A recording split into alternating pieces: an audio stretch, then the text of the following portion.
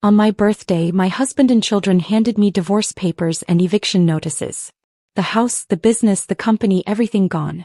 My daughter sneered, calling me pathetic as they all laughed. I smiled, signed without trembling, and quietly left. Within a week, my phone lit up with 42 desperate calls. Karma had arrived faster than expected. She actually thinks we're throwing her a party tomorrow. Sophia's laugh drifted through the heating vent from Elijah's home office directly below our bedroom. I pressed my ear closer to the metal grate. Dad, are you sure the lawyer said the eviction notice is legal? Nathan's voice now. We've covered everything, Elijah responded. The business transfer, the house deed, the divorce papers. By tomorrow night, your mother won't own anything except that ancient Honda she refuses to sell. I remained frozen on our bedroom floor, my knees grinding into the carpet as my family casually discussed my erasure. Before we continue, I want to thank you for being here. If you believe family betrayal deserves consequences, please consider subscribing. It's free and helps others find these important stories. Now let's see what I discovered. My hand found the edge of our bed frame, gripping it until my knuckles went white. Through the vent, I heard chairs scraping against Elijah's office floor. Papers rustling. Nathan's voice carried up again, clinical and detached, the way he probably sounded in court. The transfer documents are ironclad. I've structured it so she can't claim coercion. As long as she signs willingly, thinking it's something else, we're protected. And Patricia's ready to move in this weekend? Sophia asked. There was an eagerness in her voice that made my stomach turn. Patricia Lawson. The name had been floating around our social circle for months. A recent widow who'd inherited her husband's construction supply business. Patricia understands the timeline, Elijah said. His voice held a warmth I hadn't heard directed at me in over a year. She's already moved some of her things into the storage unit downtown. Once Abigail is out, we can start fresh. I crawled backward from the vent, my movements silent on the thick carpet I'd chosen specifically for its sound-dampening qualities. Ironic that my decorating choice now allowed me to eavesdrop on my own demise. Standing on shaking legs, I moved to our bedroom window and looked out at the backyard where we'd raised our children. The swing set had been gone for years, replaced by Elijah's workshop, but I could still see the ghost of it in the worn patch of grass that never quite recovered. The conversation below continued, but I'd heard enough. My family had been planning this for months while I kept their lives running smoothly. This morning alone, I'd already reviewed 5 contracts for the construction company, confirmed next week's material deliveries, and balanced the accounts that Nathan was supposedly managing. I walked to our closet and pulled down the small suitcase from the top shelf, the one I used for overnight business trips. My hands moved automatically, folding clothes, selecting items that predated my marriage. The pearl necklace my mother had given me for my high school graduation. The watch I'd bought myself with my first paycheck. The photo album from college before Elijah existed in my world. Downstairs, I heard the office door open. Footsteps dispersed through the house. Elijah's heavy tread moved toward the kitchen. Nathan's lighter steps headed to the front door, probably leaving for his apartment downtown, the one I'd co-signed for when his credit wasn't sufficient. Sophia's heels clicked toward the garage, where her BMW sat, the car we'd given her for completing her master's degree. I tucked the suitcase back into the closet and descended the stairs with practiced normalcy. Elijah stood at the kitchen counter, pouring coffee into his favorite mug, the one with the hairline crack that Nathan had given him years ago. He looked up when I entered, and for a moment I saw a flicker of something. Guilt? Anticipation? It passed too quickly to identify. Morning plans? I asked, pulling my own mug from the cabinet. Just some paperwork in the office. He didn't meet my eyes. Tomorrow's a big day. Your birthday. The words sat between us like a loaded gun on the table. 60 years old. I added cream to my coffee, watching it swirl and disappear into the darkness. I suppose that's worth celebrating. We have something special planned. His smile didn't reach his eyes. It hadn't in months, I realized. When had I stopped noticing? The morning stretched ahead with its usual routine, but everything felt different now. I drove to our construction company's warehouse, where Carlos greeted me with his usual worried expression about inventory discrepancies. 3 pallets of premium oak flooring had vanished from our system.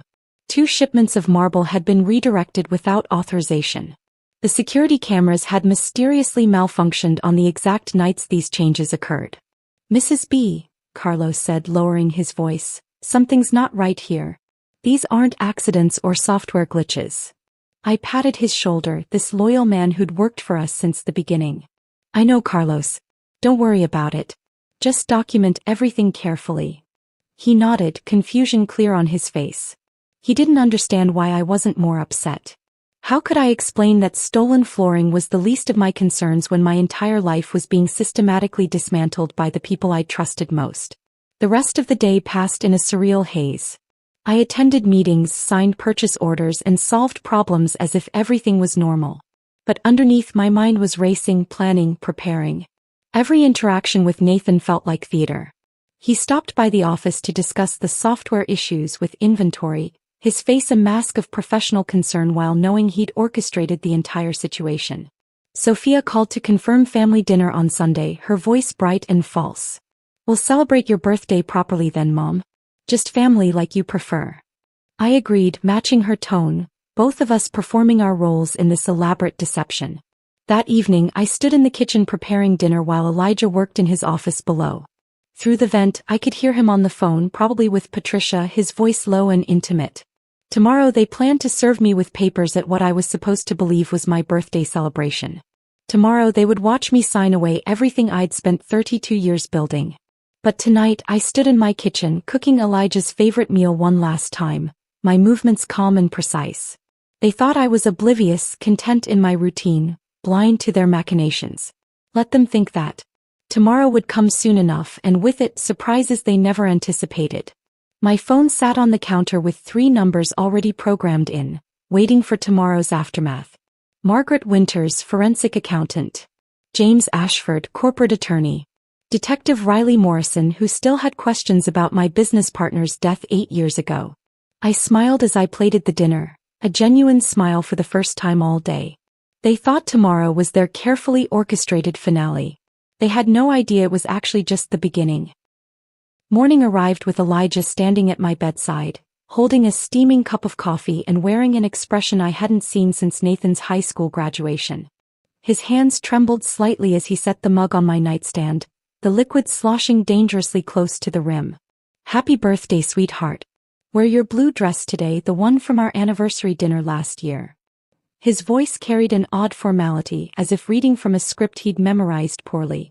"We have something special planned for you downstairs."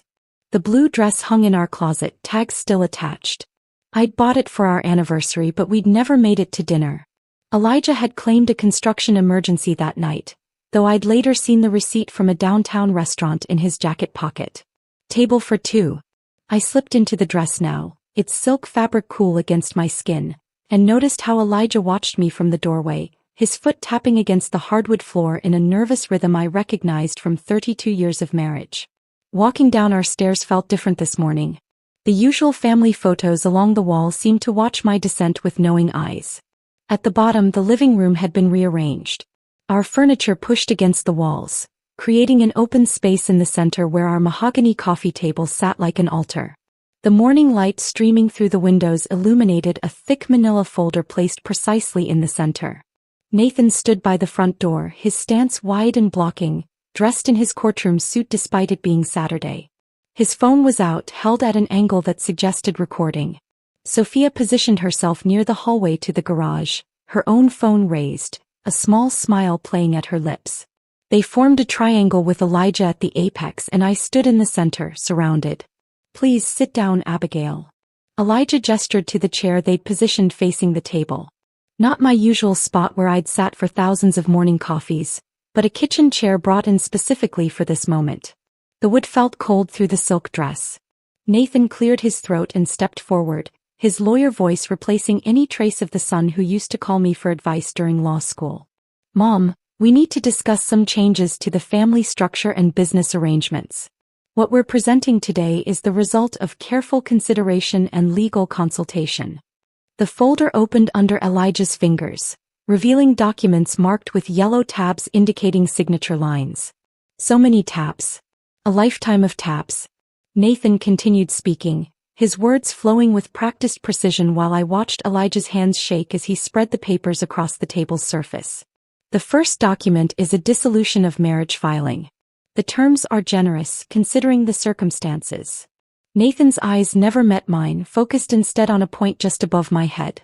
You'll receive your personal belongings and the Honda.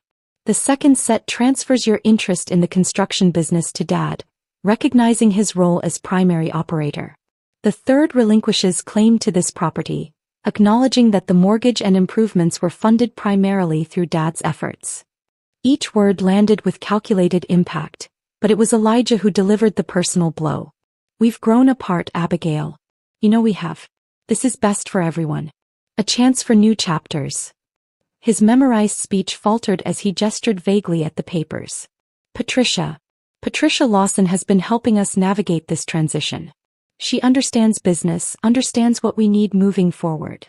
Sophia finally spoke, her young voice carrying a cruelty that must have been rehearsed to achieve such perfect delivery.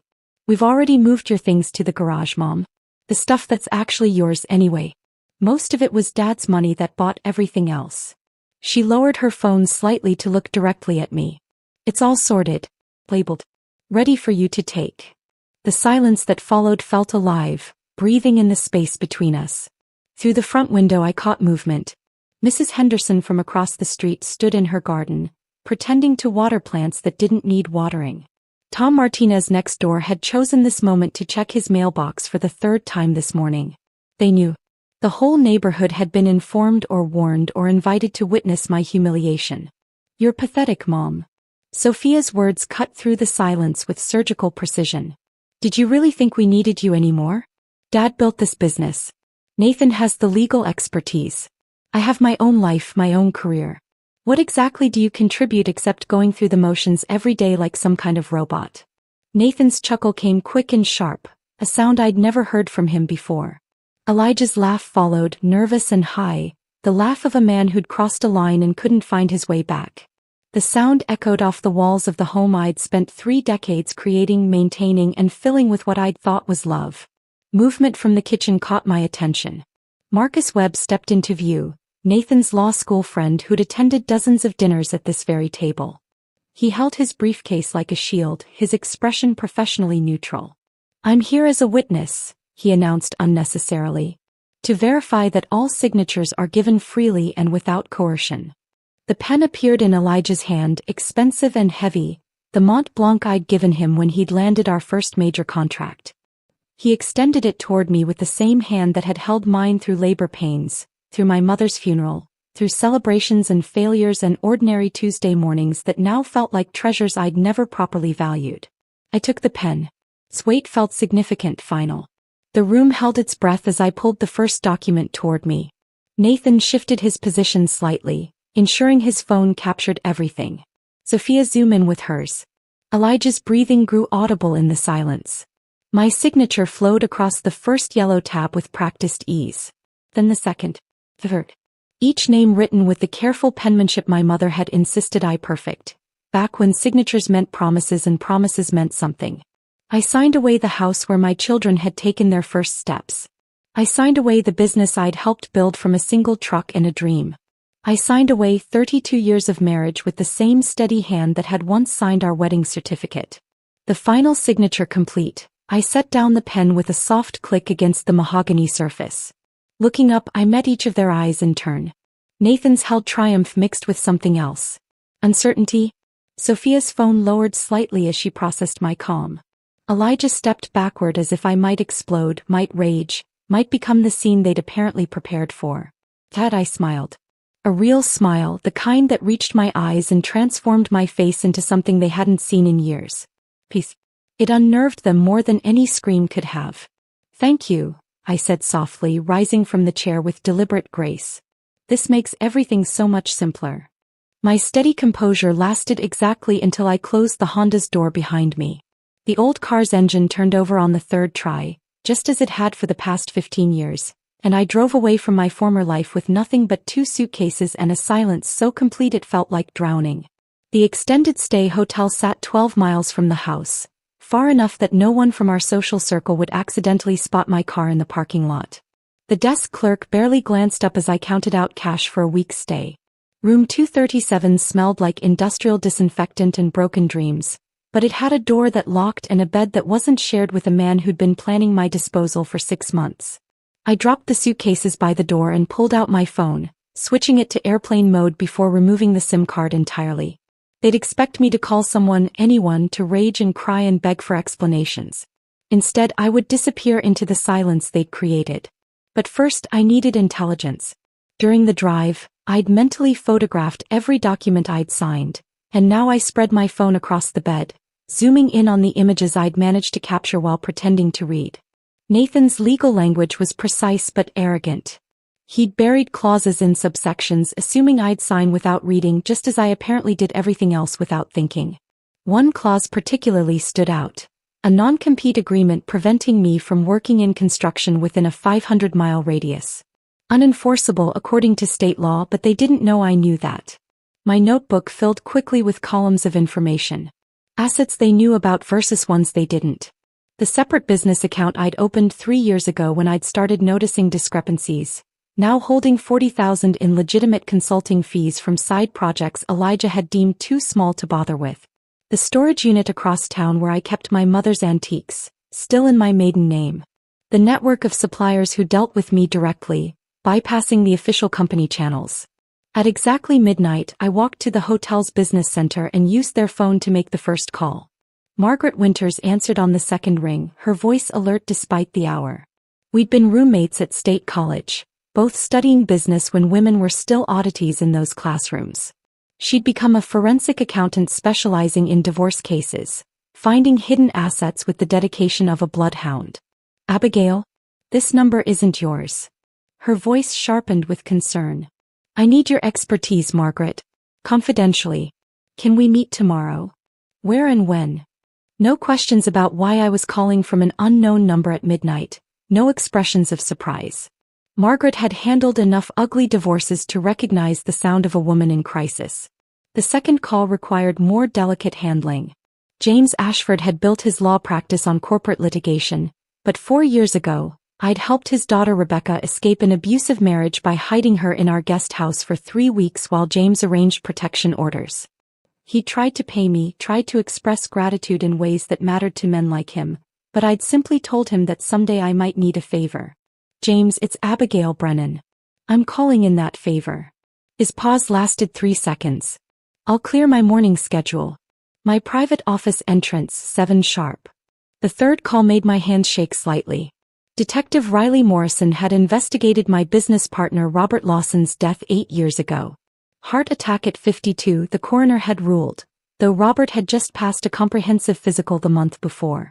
His widow Patricia had inherited his shares in our largest competitor, then sold them 6 months later for triple their value when the company mysteriously received 3 government contracts Robert had been pursuing. Detective Morrison? This is Abigail Brennan. I have information about Robert Lawson that might interest you. That case has been cold for 8 years, Mrs. Brennan. It won't be cold after you hear what I've learned about Patricia Lawson's previous husband. The one who died 5 years before Robert. The silence stretched long enough that I wondered if he'd hung up. Then, can you come to the precinct tomorrow afternoon? Bring everything you have. By dawn, my phone had accumulated 17 missed calls despite being powered off. The hotel's business center computer showed 53 emails in the new account I'd created. Several were from Carlos, my warehouse manager, each one more urgent than the last. I called him from the hotel phone, knowing he'd be at the warehouse by 5:30, just as he had been every morning for 12 years. Mrs. B, thank God. Everything's going crazy here. Mr. B showed up at 4 this morning with that Lawson woman, had me change all the computer passwords, said you were taking a medical leave. His voice dropped. She was measuring the offices, talking about renovations. Carlos, I need you to do exactly what they tell you, but I also need you to document everything. Every change, every visitor, every unusual order or cancellation. Can you do that without being obvious? You gave me a chance when nobody else would, Mrs. B. I don't forget that. The next 2 hours brought a flood of intelligence. 3 major clients had called Carlos directly, confused about emails from Nathan announcing restructuring and price increases. 2 suppliers reported that payment terms had been unilaterally changed from 30 days to 90. The Anderson project foreman mentioned that inferior materials had been delivered that morning, despite the specs clearly stating premium grade. But the most valuable information came from an unexpected source. Nancy Palmer, who ran the coffee shop where Elijah met clients, called the hotel's main line asking for me specifically. Someone had told her I might be staying there. "Honey, I don't know what's happening in your world, but that husband of yours has been meeting with Patricia Lawson every Tuesday and Thursday morning for the past 18 months.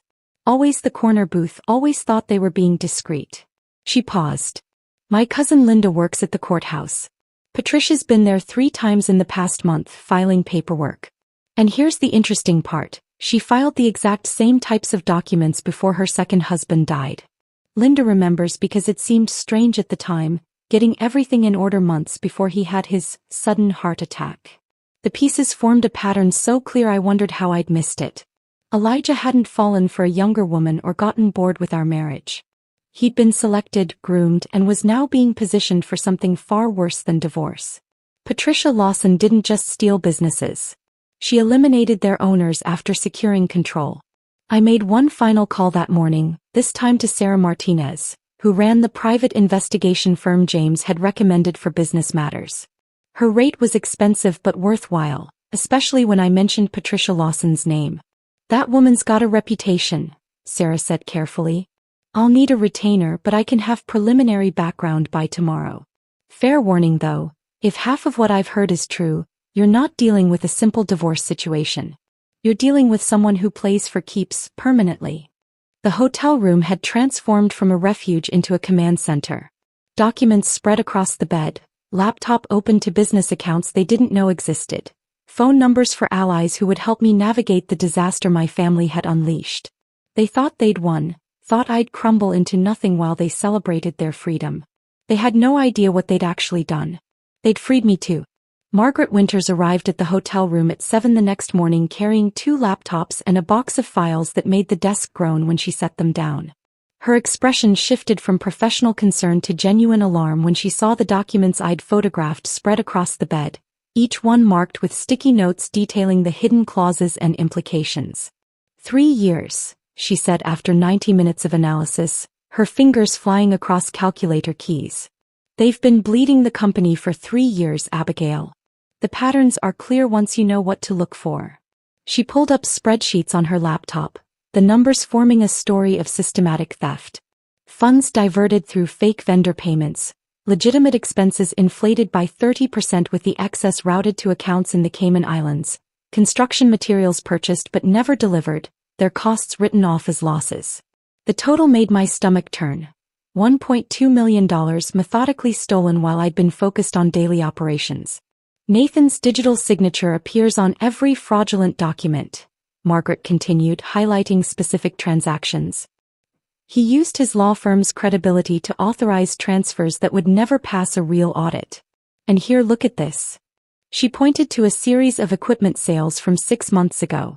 "Your daughter sold 3 excavators and a crane through a third party. The equipment went for half its market value, and the buyer was a shell company that traced back to an art gallery. Her gallery. The gallery Sophia had opened last year, the one we'd celebrated with champagne and proud parent photos.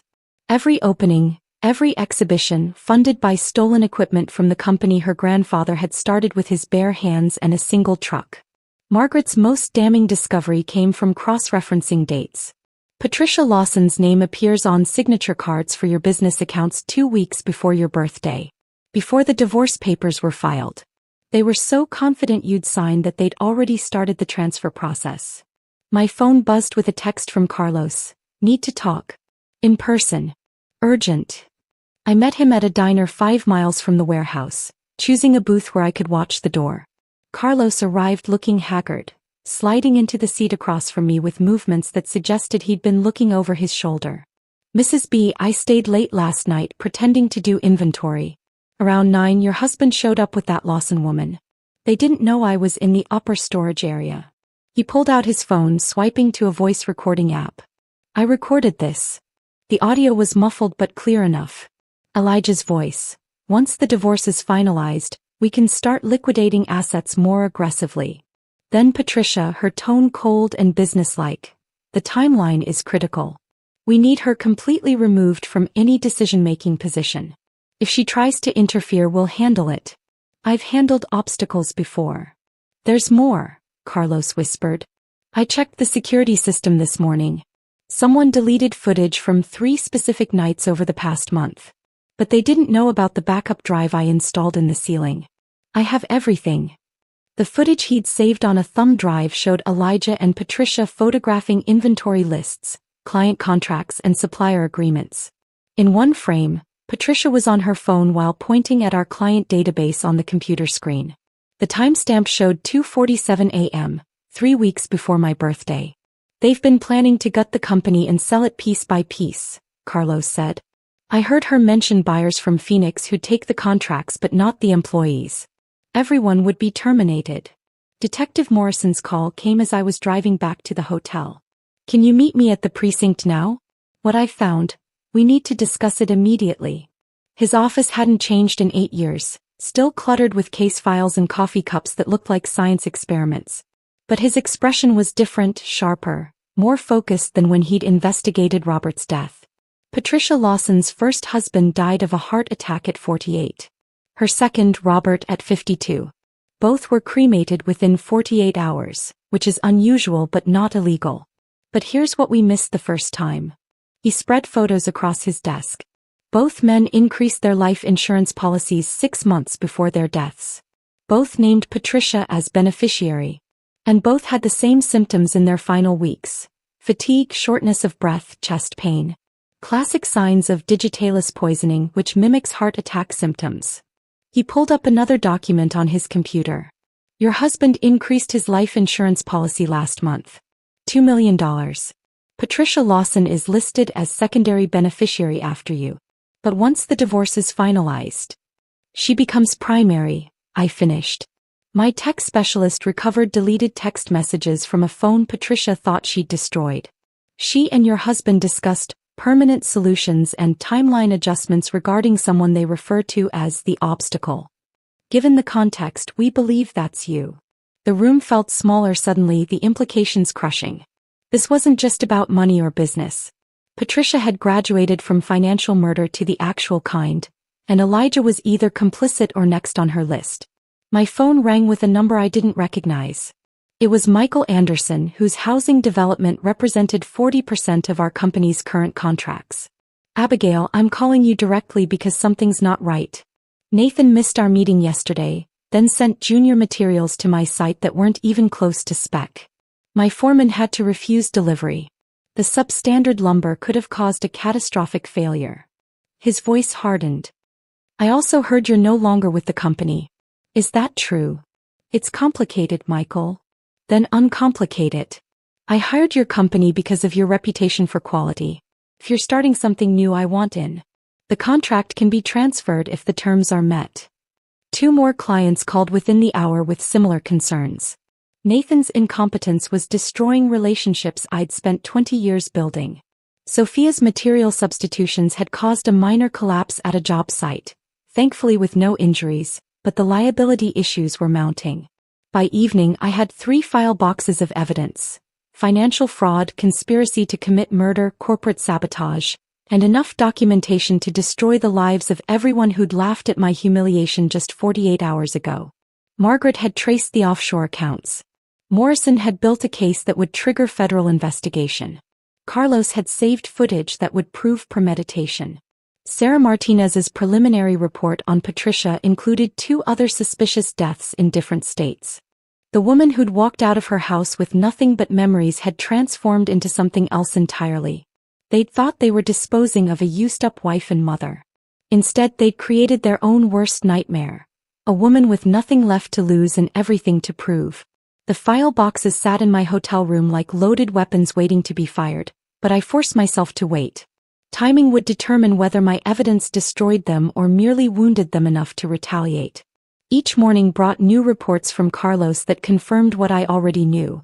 Without me, the company was eating itself alive. The Henderson crane broke down again today, Carlos informed me during our Tuesday morning call. Nathan refused to authorize the repair costs, said we'd just use the backup.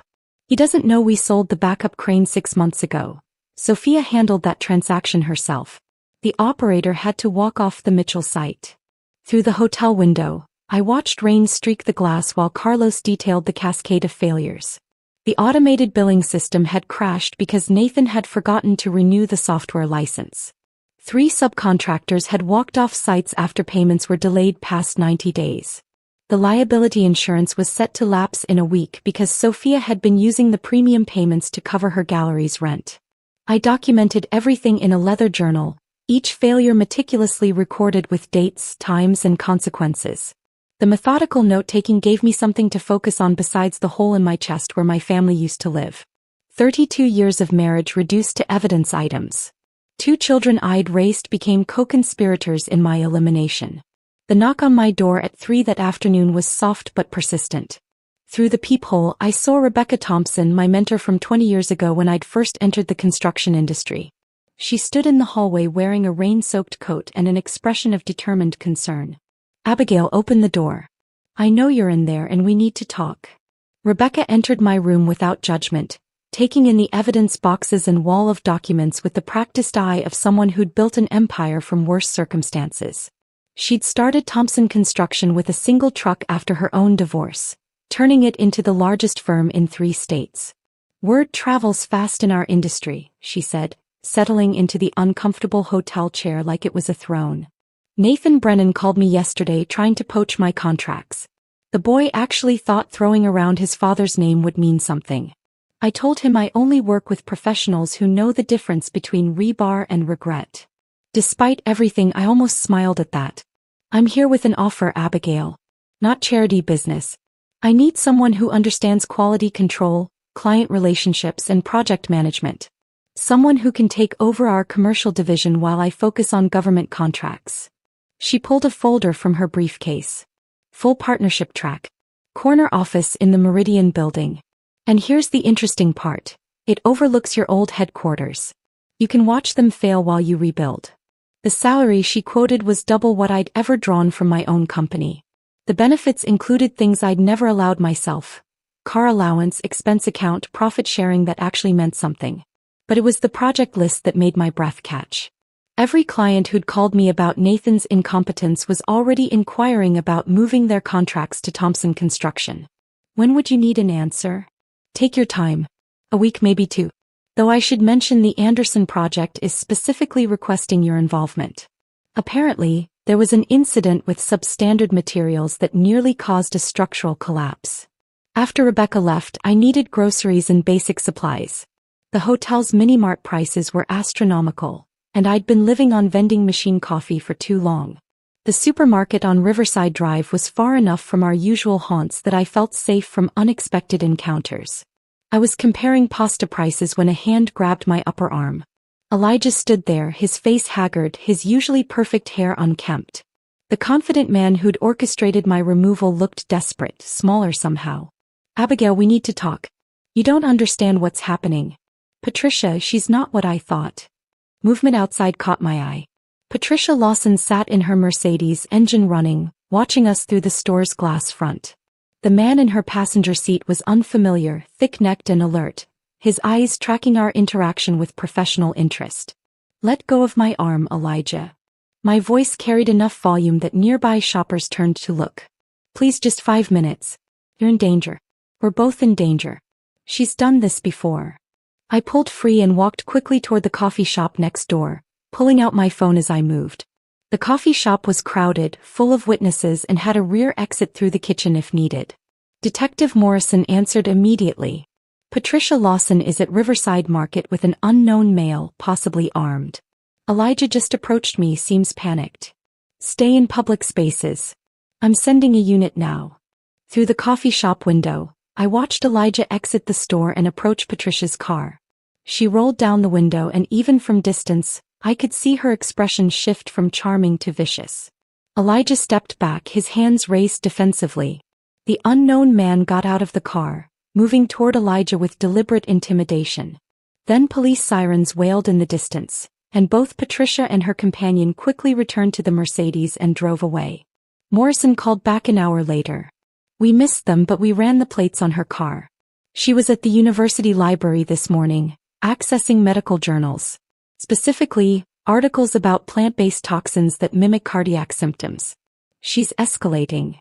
That night, I sat surrounded by 12 manila envelopes, each one labeled with a different destination. The IRS would receive documentation of tax fraud. The state attorney general would get evidence of embezzlement. The construction board would learn about safety violations and substandard materials. Patricia Lawson's insurance companies would discover interesting patterns in her beneficiary history. But the masterpiece was the package for Channel 7's investigative reporter, Dana Chin, who'd been looking for a story about corporate corruption.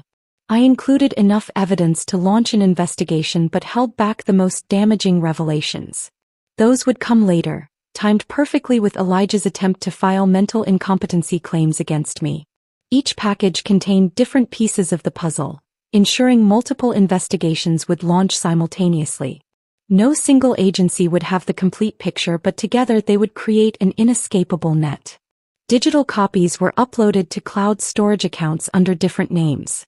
Physical copies were secured in a safety deposit box at a bank where nobody knew me. The 12th envelope was different. It contained a single photograph, Patricia and Elijah at the warehouse at 2:47 a.m., and a note, "I know everything. Your move." That envelope would be hand-delivered to Patricia Lawson tomorrow afternoon, right after the others were mailed. Let her wonder how much I knew. Let her panic about which agencies were already investigating. Let her make the kind of mistakes that desperate people always make when they realize their perfect plans are crumbling. The rain had stopped, leaving the parking lot gleaming under streetlights. Somewhere across town, my family was probably sleeping peacefully in beds I'd chosen, in rooms I'd decorated, confident in their victory. Dawn on day 12 arrived with me standing at a postal service counter, watching the clerk process 11 certified mail packages. Each envelope disappeared into the system with a tracking number that I carefully recorded. The 12th package, Patricia's personal warning, would be delivered by courier at exactly 2 p.m., giving the official investigations a 6-hour head start. By the time I arrived at Rebecca Thompson's office for my first unofficial day of work, the machinery of justice had already begun grinding forward. Rebecca had given me temporary workspace on the executive floor, a glass-walled office that overlooked the city's construction district. From my window I could see the building that housed Brennan Construction, the company I had helped build from nothing. At 9:47 a.m., 3 unmarked government vehicles pulled into the parking lot of my former headquarters. Federal agents emerged with boxes and warrant folders, their movements efficient and practiced. Through Rebecca's high-powered telescope, which she kept for market research, I watched employees gathering at windows, their confusion visible even from this distance. My phone, silent for nearly 2 weeks, began its symphony at 10:15 a.m. The first call came from Elijah. I let it go to voicemail, then listened. "Abigail, something's happening. The IRS just froze all our accounts. They're saying something about fraudulent tax filings. This has to be a mistake. Call me immediately." 5 minutes later, another voicemail. "The state attorney general's office is here with a warrant. They're seizing computers. Abigail, whatever you think happened, this isn't the way. Please." Nathan's first message arrived at 10:32 a.m. "Mother, I don't know what you've done, but you're destroying everything grandfather built. We can resolve this privately. As your attorney, as your son, I'm advising you to contact me immediately." By noon the voicemails had evolved. Elijah's voice had progressed from confusion to anger to something approaching panic. "They found the offshore accounts." "How did you know about the offshore accounts?" "Patricia says you must have been spying on us illegally. We'll fight this, Abigail. You won't win." Nathan's legal threats had dissolved into desperate negotiations. "The construction board is threatening to revoke our license. 3 projects just canceled their contracts. Mom, please, let's talk about this rationally. We can work something out." But it was Sophia's message that carried the most striking transformation. Her voice, usually so confident and dismissive, cracked with genuine fear. "Mom, my gallery's been seized. They say it was bought with embezzled funds. I don't understand what's happening. I don't have anywhere to go. The apartment was in the company's name. My cards don't work. Mom, I don't know how to. I've never had to. Please call me." 42 calls in total by 3 p.m. I documented each one, saving the voicemails to multiple devices. Evidence of their panic would be useful if they tried to claim ignorance later. The courier confirmed Patricia's package delivery at 2:03 p.m.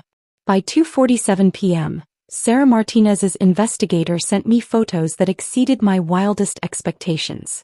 Patricia stood on her penthouse balcony, hurling what appeared to be Elijah's clothes into the afternoon air.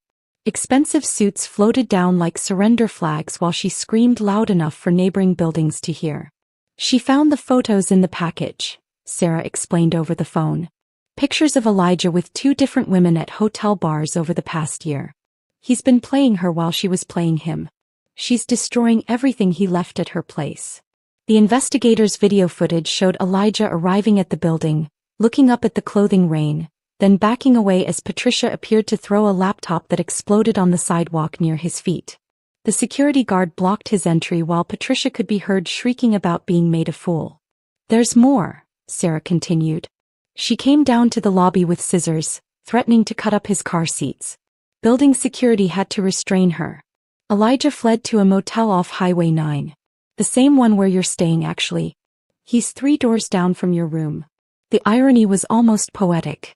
The man who had orchestrated my exile was now living in the same cheap motel, probably eating from the same vending machines, definitely experiencing the same crushing realization that everything he thought he controlled had slipped away.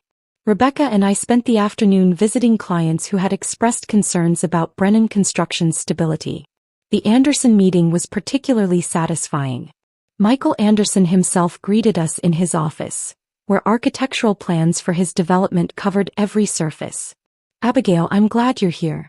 I received a call from Nathan Brennan this morning, threatening legal action if I break our contract." 20 minutes later, the news broke about federal investigations into the company.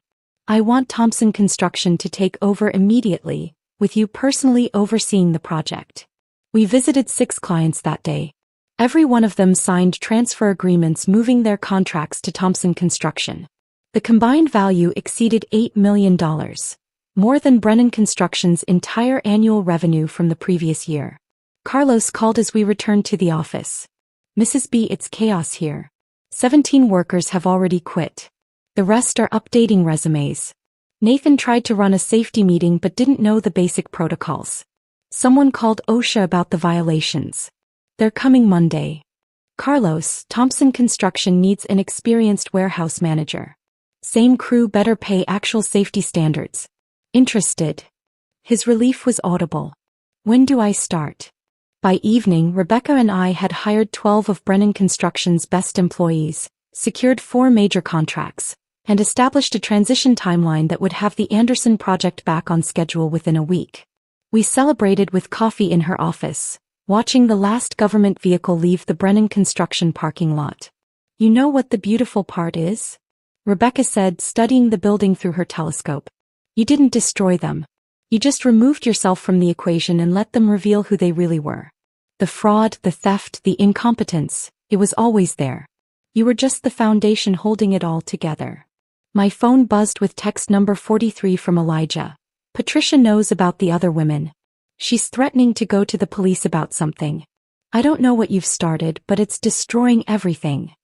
I deleted the message without responding. Tomorrow the news would break publicly. Dana Chen's investigative report would air during the evening news.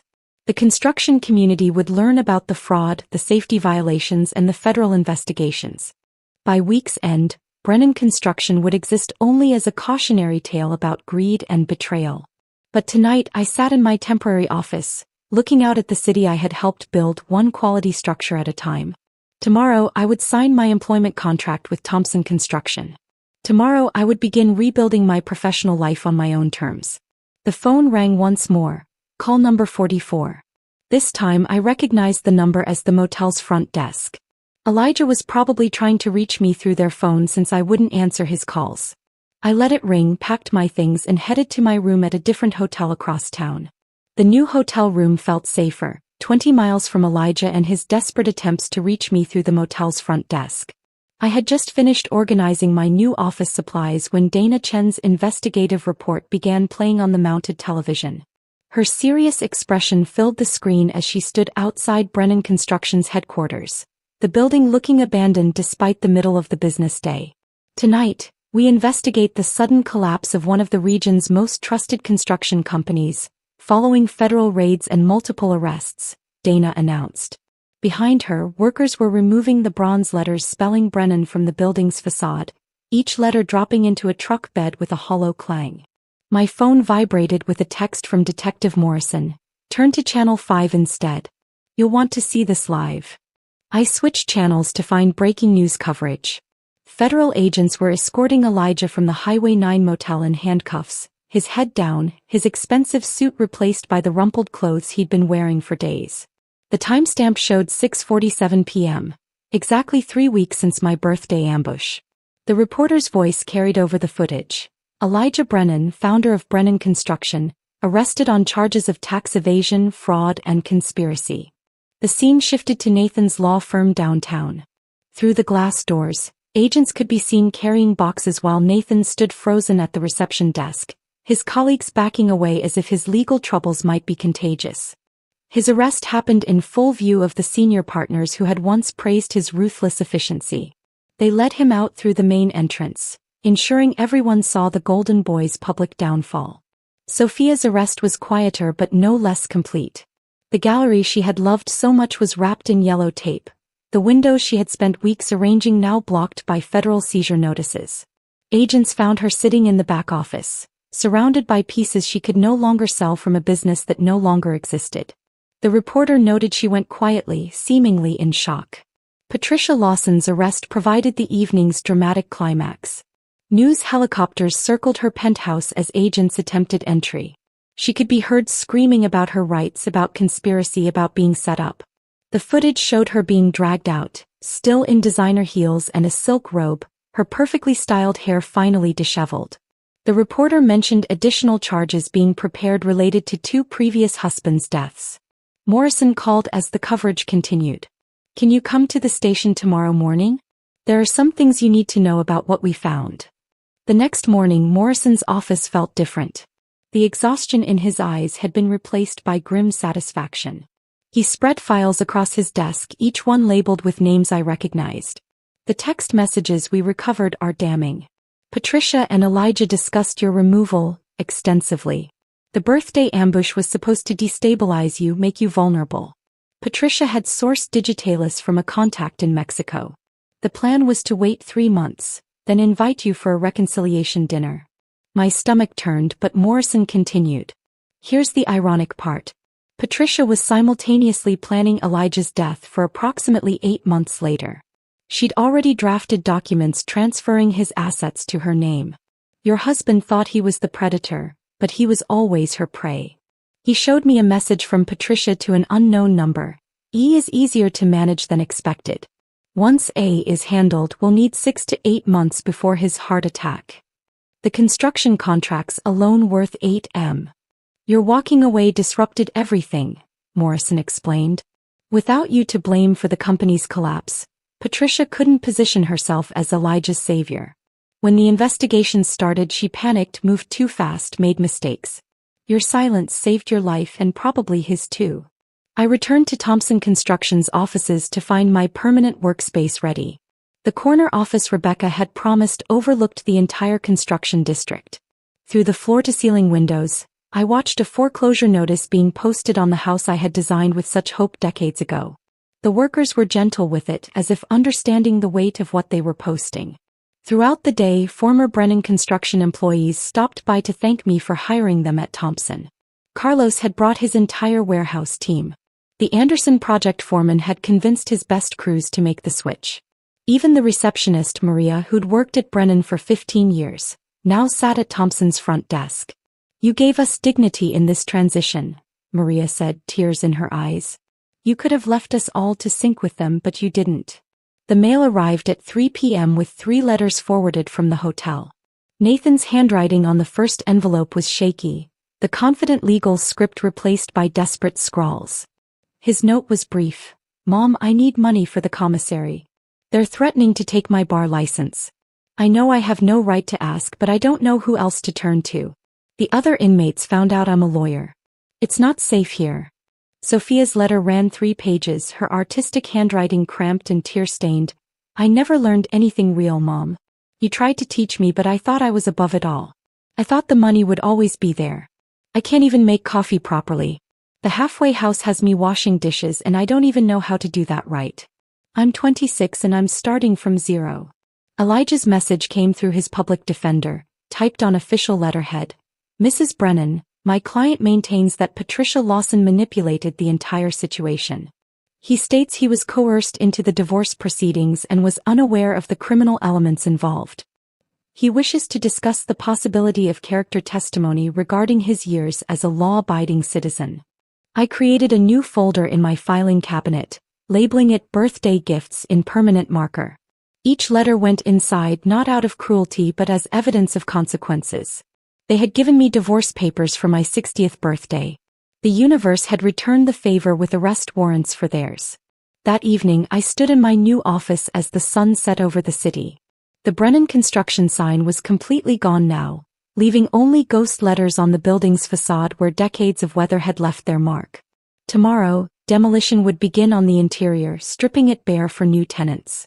Rebecca joined me at the window, handing me a cup of tea. Any regrets? I thought about the question, watching the last light fade from my former life. They taught me something valuable. Sometimes the best revenge isn't destroying those who hurt you. It's stepping back and letting them destroy themselves while you build something better from their ashes. The local news played on the office television, showing footage of the 4 arrests again.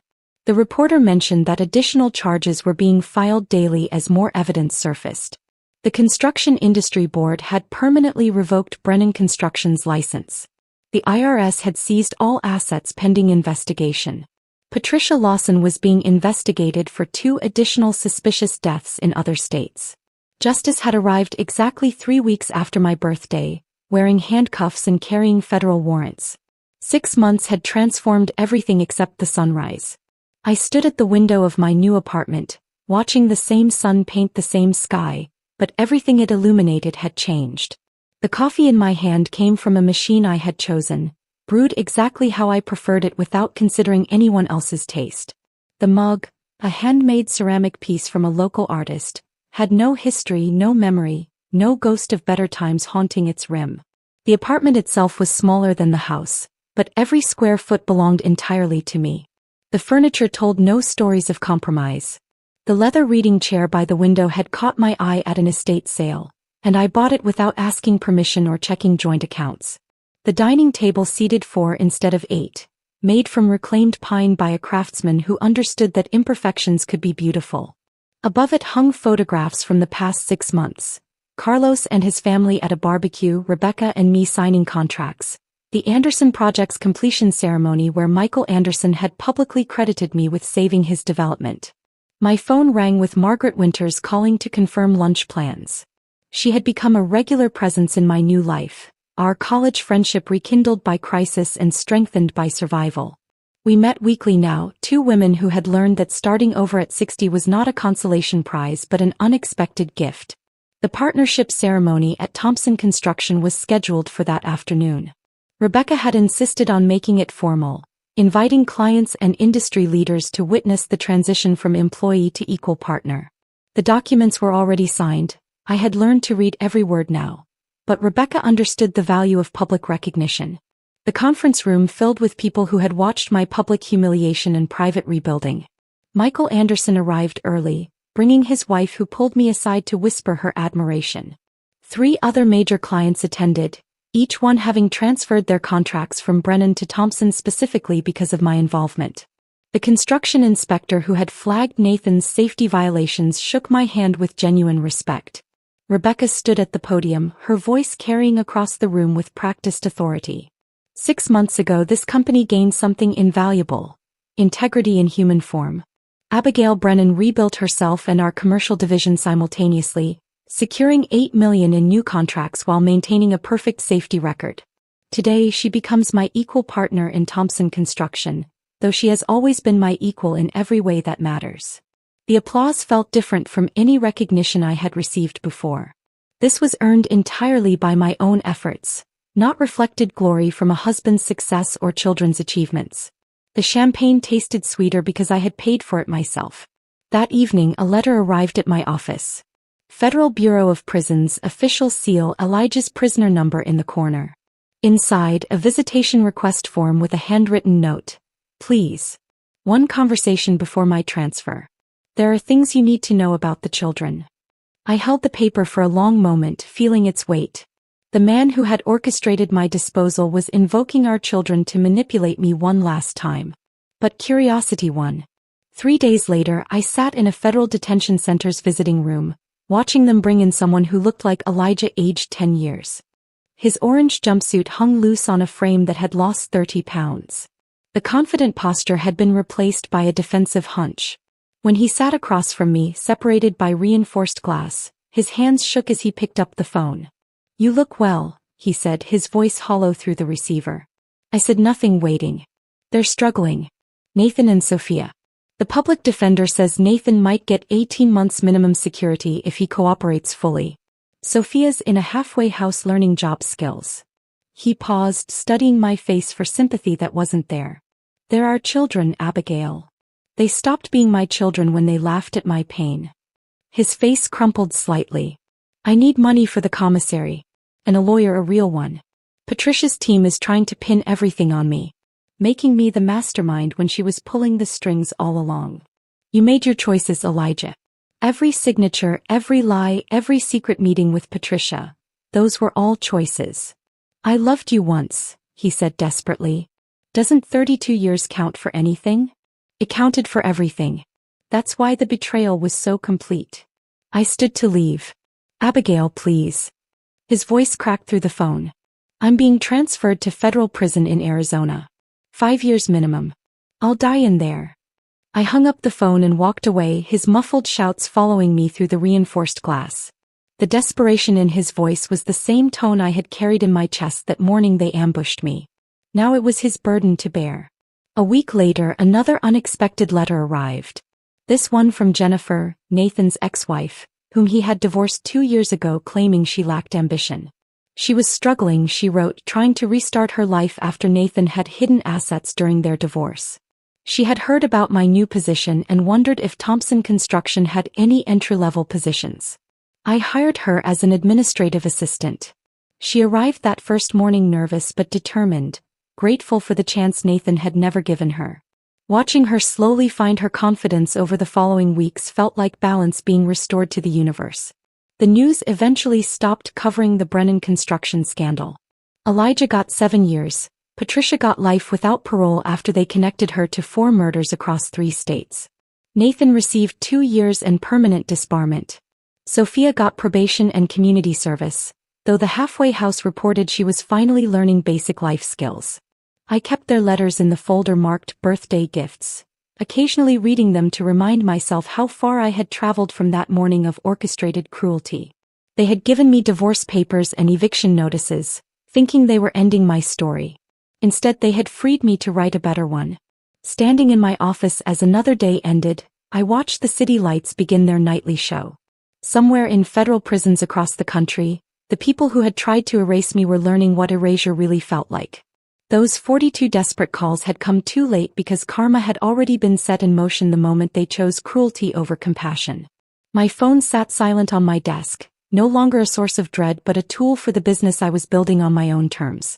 Tomorrow would bring new contracts, new challenges, new opportunities to prove that the best revenge was not destruction but reconstruction. I had built beauty from their ashes and it was entirely mine. If this story of calculated revenge had you holding your breath, hit that like button right now. My favorite part was when Abigail calmly signed every document with a serene smile, knowing she had already set her plan in motion. What was your most satisfying moment? Drop it in the comments below. Don't miss more gripping stories like this. Subscribe and hit that notification bell so you never miss an upload.